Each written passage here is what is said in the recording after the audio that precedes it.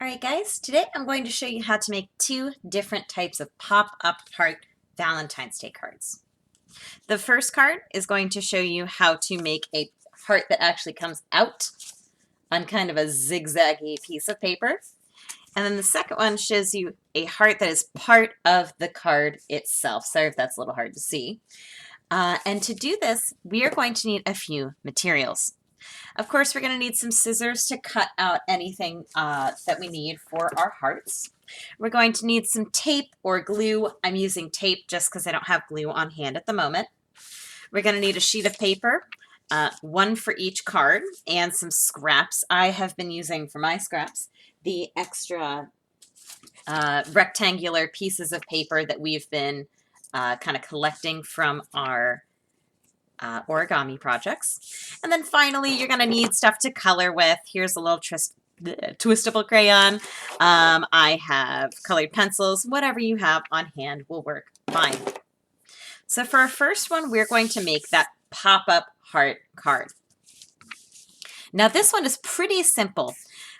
You can do this with a heart. You can do this with any shape. You can even draw a picture for someone, whatever you choose to do. And for this, I'm going to be using a spare rectangular piece of paper from the origami. If you don't have one on hand, that's fine too. We can always cut a piece of our paper off. So we're going to start with our paper as a sideways rectangle, and we're going to fold it in half to make our card. Now we want to make sure it's a sideways rectangle so it doesn't end up too tall and skinny. I place my hand on one side, grab the other's edge, and I'm going to, hello there tape, calm down. I'm going to bring it over and make sure that my edges line up as best as I can. Now again, with our origami, we've been talking about creasing things so they look really nice and neat. So I can use the edge of my scissors while they are closed to do that, or simply the back of my thumbnail. And I have a wonderful base for my card. Now if you don't have extra paper, you can trim the top, and we can make sure that this is perfectly flat by using another technique from the origami. Just bringing the top down and making sure that all of my edges are perfectly lined up. That way we end up with a wonderful rectangle that's squared on the top and the bottom and doesn't end up being kind of crooked. Take this, and I simply cut along the edge.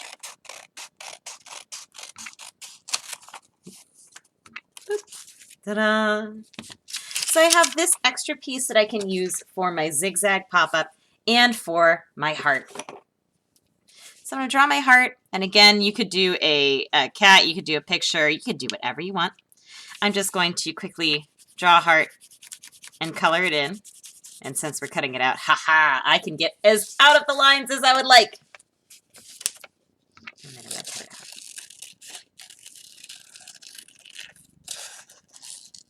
You don't have to worry about craftsmanship when you are going to be getting rid of most of it. Ta-da! It was kind of chunky, but that's fine. Now, of course, for our zigzag portion, we don't want it to be too wide. We want to kind of hide it behind our heart. So I'm just going from my heart straight up and making a slightly small piece. I don't even have to square it off, but I'm going to do it anyway. Now the last step before we put everything together is to do the zigzag itself. With our paper being held straight up and down like this, let's see if I can focus. Hello. All right. I'm going to take the top and fold it forwards a little bit. And then while taking the rest of it, there we go, so see the edge? While pinching the parts that have been folded together, I'm going to roll it back so it matches the top edge. Same story here. You see where everything's folded up, pinch it together, and roll the rest of my paper the opposite direction. And then we zigzag it back and forth. But we're going to flop forwards, backwards, forwards, backwards, until we have a wonderful little zigzag. We can then tape this to our paper right on the inside, or glue, or if you got staples, whatever works. Stick it wherever we would like. You can see it's kind of springy, There we go. And then we can tape our heart to it. With our piece of tape, if you're using tape, you can roll it up into a loop and use that, or simply tape it from behind. But when you open this up, ta-da! You've got a lovely little heart that wiggles on out at you. Now our second card is going to be the one where the pop-up heart is a part of the cards. Our heart of the cards is a part of the card. I know it's a little hard to see, sorry. Now with this one, we're going to do the same exact thing. Now here I've got some paper. I'm just recycling something I've already got. So pardon this, I'll make it on the outside, why not? Now this is going to start the same. Whoa, hello. A wide sheet of paper that's in focus, all right. Wide sheet of paper that we're going to fold in half. Making sure to line it up nice and neat. Of course, either taking our thumbnail to smooth it down or holding our closed pair of scissors and using the smooth edge to really crease it and make it look nice. Now, the cool part about this is once you get really, really good and you know how to draw a perfect half of a heart, things get a little easier. But if you're not there yet, we're going to open our paper up so it looks like a tent and kind of flatten it out. We're going to draw our heart so that it starts and ends right in the center.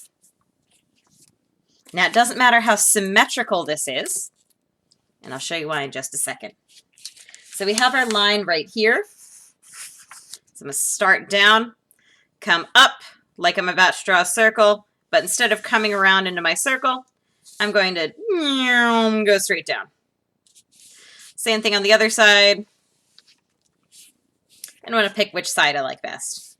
I kind of like the really bulbous top of the heart, and then the stark contrast at the bottom. So I'm going to use this side. I fold my paper back up, and I'm going to retrace it. Now the reason I'm retracing it is because I want to cover up the side that is the furthest to the edge of the card. We can do this by taking our finger about this level, wherever the widest part is. I'm going to slide it from the edge until, boop, it covers up just a little bit of my heart. Hiding my heart from the world. And then I just color the rest in. Ta-da! I'm leaving this spot because that's what's going to be the hinge to pop my heart out. And of course, when I'm cutting it, it's not going to be as silly looking as that. So I start from the bottom and I'm cutting along my heart shape and I stop for my little hinge. I'm going to do the same thing up here. I'm taking my time because it's a curve and I'm making sure to turn my paper, not my scissors. And I stop, making sure to leave a little space. Now the next step is going to make it a lot easier to flip our heart out. We're going to press down on the side and flip the whole heart. Whoops, hello. Flip the whole heart over. Now, if you've gone really close to the edge, it's actually going to hang off, and that's fine. But I'm pinching with my nail to crease it, and then I'm going to turn it back, and then all the way through the other side. Same thing, I'm creasing it. So I'm telling my paper, hey, you're going to bend both ways here. And then we close the door.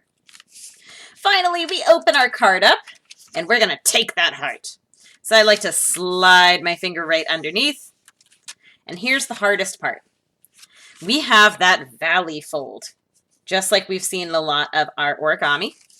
So once my hand is underneath a little bit, I'm going to start pinching it. I grab the corner and I'm saying, hey, you're going to go and fold the other way. So you're going to pop out. So I just kind of pull it up, slide my fingers down until everything closes out. Just kind of double check this. And then once I've opened it, ta-da! I've got a wonderful pop-up heart. Now from here, you can change up any of the shapes that you want. You can make as many as you would like, but I would love for you to have some fun and enjoy the project.